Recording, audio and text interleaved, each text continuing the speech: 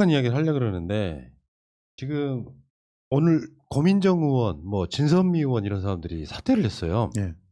그러니까 사퇴라는 개념이 뭐 국회의원직 사퇴가 아니라 선거 캠프에서 뭐 대변인이라든지 맡은 직책을 사퇴를 하는데 그 이유가 박원순 시장한테 피해를 당했다고 하는 사람을 피해 호소인이라고 했다고. 그것도 지금 최근에 한 말이 아니야. 예. 그 사건이 일어났을 때 그 당시 그 말을 했던 사람들 물러가야. 뭐 이렇게 하니까 지금 그 피해 호소인이라고 하는 사람이 그런 사람들이 선거 캠프에 있는 한 박영선 후보의 진정성을 못 믿겠다. 그러니까 이제 고민정 의원이나 진선미 의원 등이 캠프에서 직책이 없어지는 상황이거든요. 사실 큰일은 아닌데 그 이야기를 한번 해보려고 그래요. 일단 그 여러 가지 포인트들로 얘기를 할 수 있는데 저는 이 얘기부터 하려고요. 고민정 의원님, 진선미 의원님 잘하셨습니다. 잘했어요. 지금 이런 거 갖고 괜히 시간 끌면 그 피해 호소인 가명이 김잔디거든요. 김잔디만 좋아요. 그리고 김잔디의 이 어떤 의도가 먹힙니다. 그런데 지금 딱 집어서 했던 세 사람이 다 그만뒀잖아요. 프레임에 안 빠지려고 네. 하는 거예요. 그러니까 오히려 지금 이 판에서 그 선거에 개입을 한 김잔디만 이제 궁지에 몰리게 됐거든요. 지금 공무원 신분이거든. 예. 지금 선거 개입하고 있잖아. 저 고소 들어가거든요, 지금. 지금 누가 봐도 그 자신의 입장을 밝힐 때 썼던 그 워딩들은 선거에 개입하려고 하는 의도가 너무나 적나라하게 보였고요. 이수정은 왜 끼고 들어와? 국민의힘 그 지금 거기서 돕고 있는 여자를 대표적인 실책이지. 지금. 거기까지 끌고 들어왔어. 이수정은 양다리죠. 안철수 지지했다가 국민의힘 했다가. 아니 어쨌든 지금 뛰면서 그 완전하게. 박영선 쪽은 아니잖아. 네, 아니죠. 문재인 대통령을 갖다 공격하는 그런 입장이잖아. 그 입장에 있는 여자가 확실하게 그래서 가가지고 그 국민의힘에 그 성폭력 관련돼 있는 여성 그 정책 관련돼 있는 그런 자문을 해주고 있는 사람이잖아요. 그런데 거기에 딱 서 있으면 누가 봐도 이건 정치적인 그런 장면이거든요. 선거에 개입하기 위해서 날짜도 일부러 그날로 정했어요. 그날이 언제인 줄 아세요? 민주당과 열린민주당이 단일화한 후보를 발표하는 날이에요. 그날 맞춰서 딱 기자회견을 여는 거야. 이건 누가 봐도 정치지 이게. 6시에 발표하기로 했고 오후에 인터뷰를 했고 딱 맞춰서 기사가 쏟아져서 단일화 뉴스를 다 덮어버렸어. 그리고 그 사람 오늘 고발당했습니다. 예. 고발당했어요. 선거 개입으로. 예. 이건 선거법 위반이에요. 그분의 위력, 그분의 아니 어떤 피해자가 이렇게 미사역을 써가면서 돌려서 말합니까? 절절하게 저희가 어떤 억울한 일을 당한 피해자들이 기자회견하는 걸 지난 몇십 년간 얼마나 많이 봤는데요. 공통적으로 사실 적시하고 당신 이러면 안 된다 얘기하고 정말 당한 사람이면 증거 지겨울 정도로 들고 나와서 외쳐요. 자, 빈 껍데기만 들고 나와서 외쳤던 사람이 뭘 한다고. 하나만 비교를 해봅시다. 지금 박형준 후보의 입시 비리를 얘기하는 김승현 교수. 그 사람이 얼굴 가립니까? 그 사람이 뭐 자기 이름 숨깁니까? 수많은 그런 변호인들과 이수정 등 따위를 갖다 등에 업고 와가지고 권위를 갖다가 이렇게 내보입니까? 아예 그러다 당 만들겠어. 실제로 당 만든다는 얘기들도 인터넷 안에서 돌고 있어요. 이수정이 필두를 해가지고 패미당이 만들어지는 거지. 정의당 가면 되는데 왜 그냥 정의당을 가세요? 정의당도 쪼갤 수 있잖아. 얼마나 좋아. 거기는 지금 실제로는 그런 그 노동이 뭐 묻어있고 이런 게 싫거든. 솔직히 정확하게 그 여성이라고 하지만 자기네들끼리의 그 워마드끼리만의 그런 당이 필요한 거예요. 예. 사실은. 그러니까 이런 상황들을 이제 그 만들어 갖고 지금 그 나오기 위한 철저한 준비들이 돼 있다는 거예요. 실제로 이 공동 행동이요. 제가 그 비극의 탄생은 사서 봤거든요. 근데 진짜 재밌습니다. 여러분 강추합니다. 비극의 탄생 소설처럼 금방 읽어요. 그러니까 그야말로 앉은 자리에서 다 읽을 수 있어요. 어제 방송 소개를 했고 예. 내일 그 기자님 나와요. 예. 그런데 그러니까, 그 안에 보면 어떤 얘기가 있는 줄 아세요? 충격받았는데 이 공동행동, 박원순 피해자를 위한 여성 그 공동행동이 활동하는 날을 보궐선거 날까지로 정해놓고 있습니다.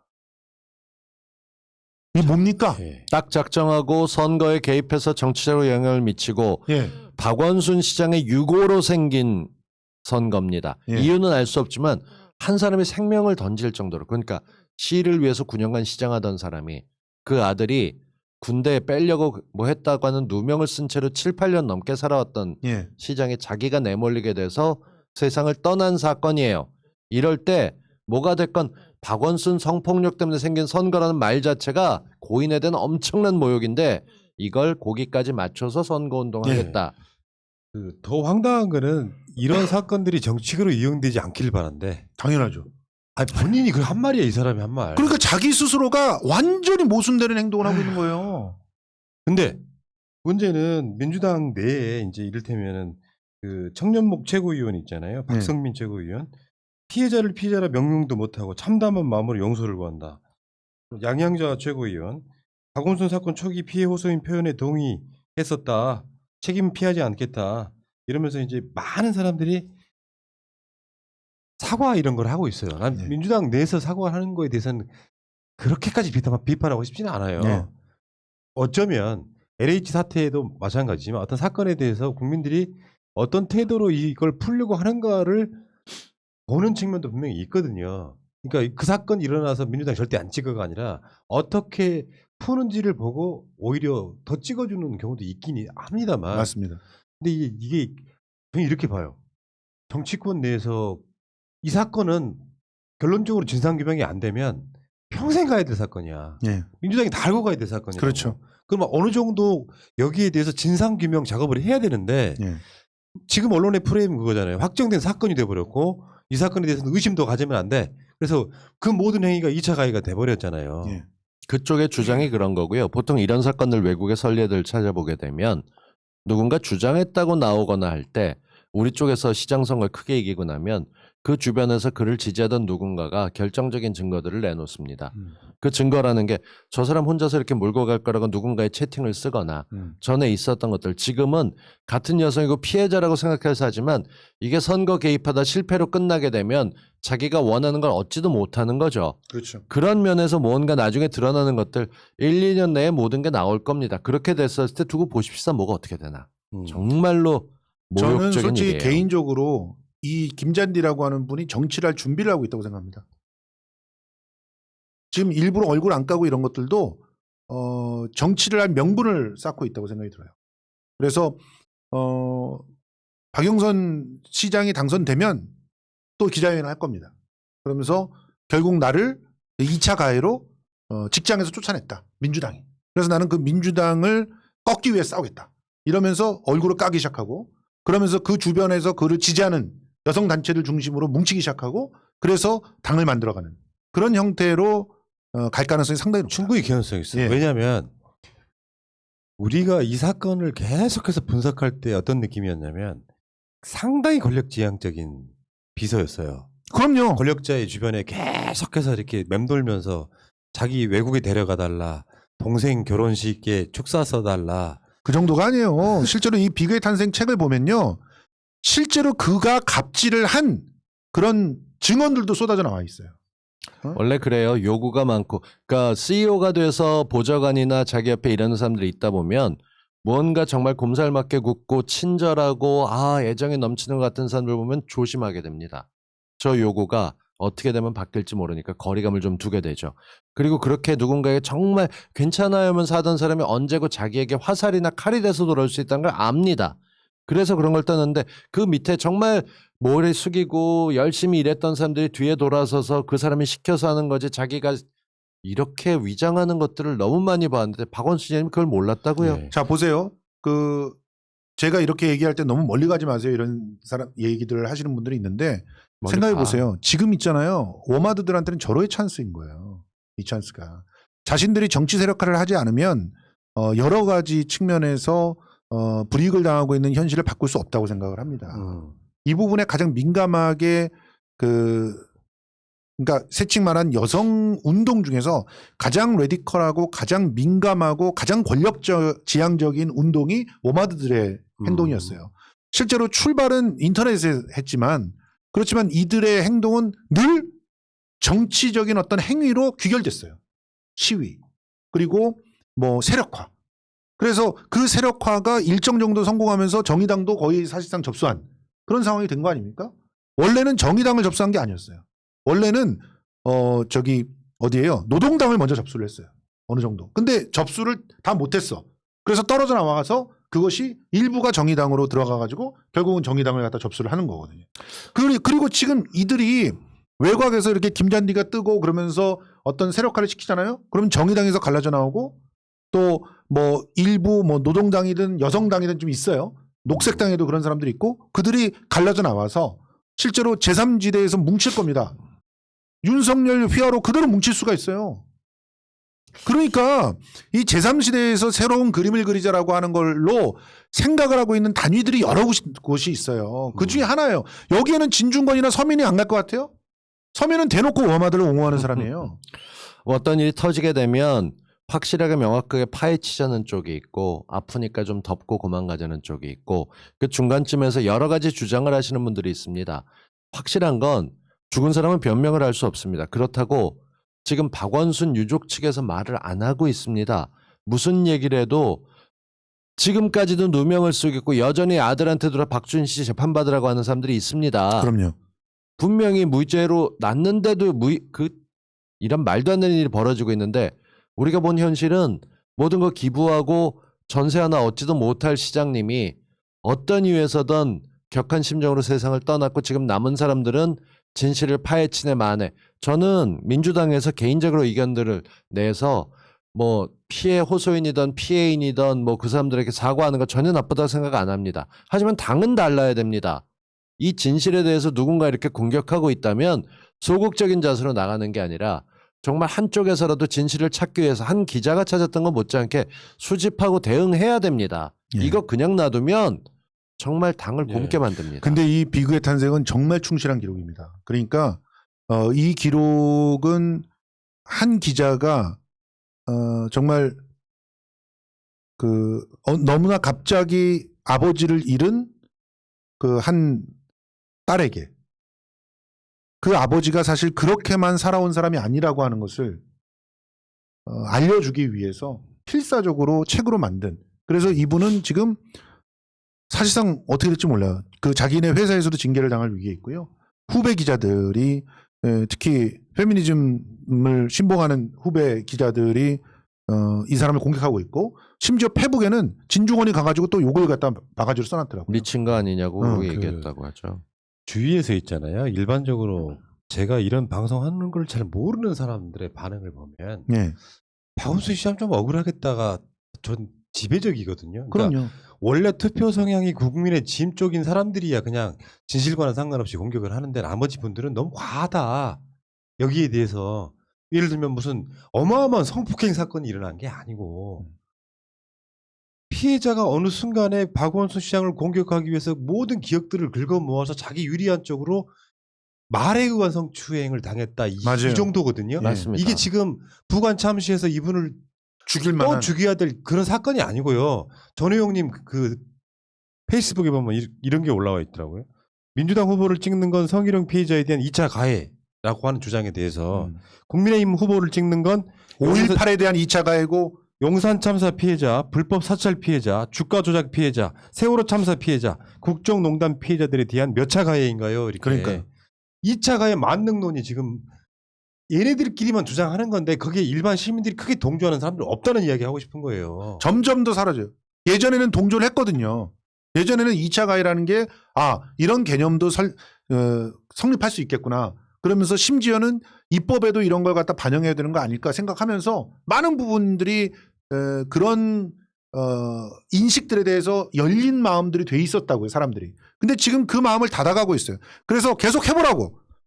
김잔디와 그 일당들 계속 해봐. 그러면 스스로 무덤을 파게 되는 꼴이 될 거야. 성수는 스스로 고소를 당하고 부르고 있는 쪽 아니에요 지금? 그렇게 미치겠네요. 얘기해서 하지 마 그냥 그분이라고 했으니까 우리는 그녀라고 얘기하죠. 그녀를 하면 안 되고 그녀를 다 차려치우고 그녀라고 하겠습니다. 이 양반은 정치를 하러 나섰습니다. 딱 맞춰서 발인 날 맞춰서 기자회견 했는데 증거도 없었고 시장 다니라는 날 나와서 대놓고 정치 개입을 하고 있습니다. 그러면서 공무원인 자기의 일자리 보통 사람들 그쯤 되면 때려치고 나왔거나 들어가서 일하거나 목공이 포도청이라 그렇게 못 놀아. 근데 징계받고 뭐하고 하면서 본인 스스로 했던 것에 대해서는 다 그냥 넘어가고 억울해만 외치고 있는 거. 세상에 그 정도 안 억울한 사람이 어디 있어요? 예. 누군 생명을 끊었어요. 얼굴이라도 드러내놓고 목소리라도 공개하고 내가 정말 억울해서 내 얼굴 까고 목소리 까고 실제로 붙어보자 하면 우리는 거기에 공감해 주는 게 있는데 적어도 박원순 시장을 둘러쌌던 이 성희롱이라고 하는 사건에서는 실체를 본 게 아무것도 없습니다. 안 보여주는데 못 보죠 그러니까. 참, 어쨌건 저는 이렇게 보거든요. 저쪽 사람들이야 권력을 이용해서 어떤 사람을 인권위 결과로만 따지면은 성희롱이라고나 했으니까 성희롱. 그것도 우리는 피해자 그러니까 주장을 인정해줘서 한 거죠. 그러니까 그것도 문제 많아요 그러니까 사실은. 어쨌건간에 그런 정도로 평가되고 있는 박원순 시장을 저쪽에서는 세상에 없는 악마로 만들고 그럼요. 싶어 하는 거고 우리 입장에서는 가장 억울한 케이스로 받아들이고 있는 거거든요. 아니 박희태보다도 못했어. 성희롱이라고 하는 그런 말을 갖다 붙이려면 박희태 정도는 돼야 되는 거 아니야? 아니 이런 얘기하긴 뭐한데 어? 본인이 부인하고는 주호영이 엘리베이터에서 그냥 주호영이 거 가슴 정도- 만진 거 봐봐. 차라리 그게 더 큰 문제인데 왜 그런데 가만히 있냐고요 그 사람들은. 입도 뻥끗 못하면서 영상이 있으면 뭐해. 증거 자료도 다 나왔는데 이쪽은 마음에 안 들어 정말 이런 사람들. 죽은 박 시장님이 말을 하기 시작한 거예요. 비극의 탄생을 보십시오. 죽은 박 시장님께서 말을 하기 시작했습니다. 그리고 그 6개의 강력한 성희롱 피해라고 얘기했던 게 다 부정이 됐어요. 다 부정이 됐다고. 요즘은 워낙 흔하게 사람들이 뻑하면 자살한다라는 얘기가 나오다 이상하지 않은 요즘입니다. 저희 예전에 연예인 한 명이 유명 드라마의 주인공이 목숨을 끊을 때만 해도 충격이었었습니다.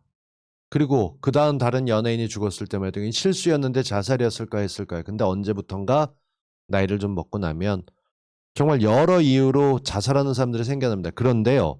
정치적인 이유로 자살하는 사람은 사실상 내몰려서 살해당하는 것 같은 기분으로 자살을 하게 된다고 얘기를 합니다. 지금 저희가 이렇게 흥분하는 이유는 저도 딸 자식 키우고 있습니다. 예, 성인이고 저도요. 저도 예뻐요. 마찬가지예요. 네. 그러면 아니 저쪽은 아직 어리고 저 성수나 전화는 아이가 크니까. 근데 언제든 똑같은 상황에 있을 때 저희들 팔 걷어붙이고 둘이 공정하게 진보다라고 얘기할 수 있는 이유가 있다면 저희는 페미니즘 운동에 대해서 한 번도 욕하거나 뭐 한 적이 없어요. 그게 네. 계기가 된 게 이거죠 지금. 그럼요. 극단적으로 우먼스 라이프 뭐 이런 거 하다가 미쳤다는 매들 지면서 워매드라고 부르게 되는 게 여성 운동도 있지만 남자 전체를 적으로 올리거나 잠재적인 남자를 공격자로 보면서 강간자식으로 취급하는 운동에 나오면서 이건 같이 잠재적 살아가겠다는 강간자네. 얘기가 아닌 거예요. 시선 강간에다가 그러니까 예쁘다고 쳐다보고 칭찬하는 것도 안 되고 뭐도 안 되고 여러 가지 정치적인 올바름 좋아요. 그런데 그냥 저희들은 평범하면서도 그래도 중립을 잡으려고 하는 사람인데